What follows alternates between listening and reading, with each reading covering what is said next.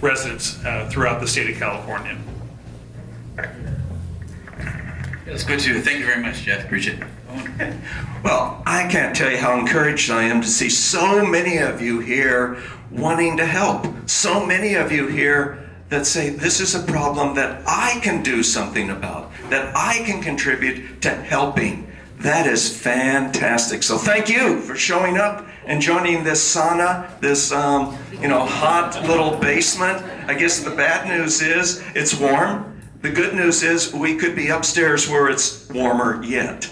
So thank you very much. And probably coffee won't be the main topic, the main drink of the morning. But you already know why you're here. You're here because the problem of homelessness is great and the problem of homelessness is increasing. We do a count every year. The national government requires us to do a count every year, and it gives us good information, even when it's not the information we would like to have seen. We know that it's not just our impression that there's more homeless on the street, it's a fact. In LA County, homelessness is up 12% over last year. In our southeast region, the gateway cities COG, for the most part, it's actually SPA 7, but that gets us into the weeds we don't need to know about. But here's the shocking statistic. Homelessness in our area is up 47%. 47% in just 1 year. So when it looks like there's more homeless in need, that's real. It's not your impression. It isn't just the particular street you chose to drive down. It's real. But there's hope. The biggest hope is you. You're going to hear from groups today that could use your services, could use your volunteer time, could use your commitment. And those groups are making a difference, and with your support, they can make an even bigger difference. But there's also some optimism on the money side. LAHSA, the LA Homeless Services Authority, I serve on it as a commissioner, is the coordinator for the federal funds that go to homeless in LA County and the surrounding cities, with the exception of 3 cities that have their own continuum.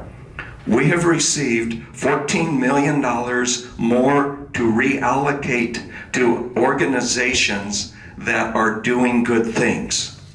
Now, I grant you that countywide, that $14 million isn't a lot, but when you realize our total grant from HUD each year is $90 million, $14 million is a big percentage increase, and that money can be leveraged so it will generate $28 million. Take 14 from the feds and add in another 14.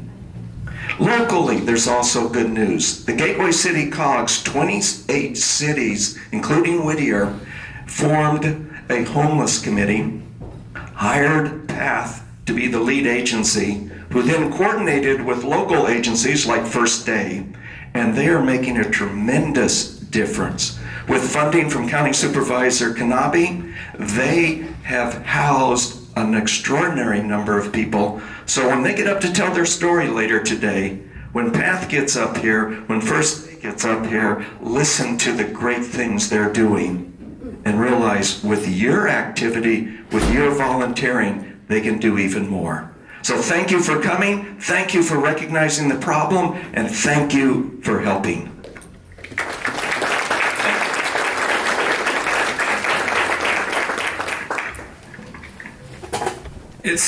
It's very exciting to see all of you here. And I need to ask a question. How many of you here are part of a faith community here in Whittier? Would you just raise your hand?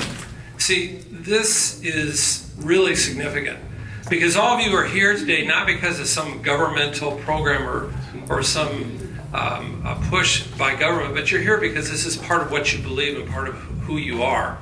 And that's what's exciting for me from my perspective.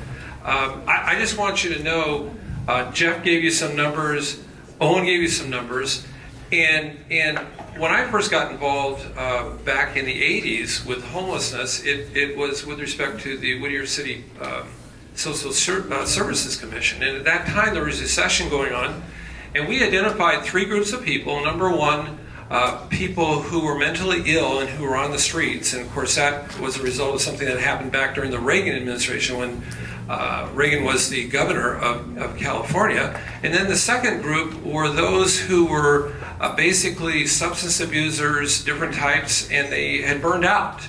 And that was a whole different group of folks. And then the third at that time were individuals who were what we call the newly homeless, because of economics and things that were going on. They were out of jobs, and we had lots of people in this area living out of their cars.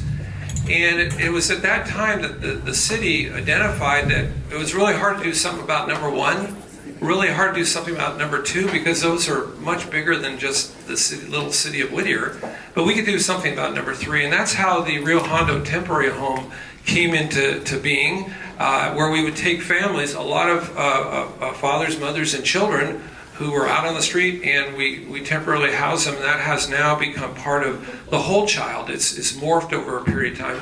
So that was a really exciting thing, because we could actually track the folks and then get them into a position where they could take and save money and save up enough to get into their own rental unit down the road. And that a lot of that is still continuing on today, and we're going to hear more about that. That's an area that's been very, very successful. We need to do more.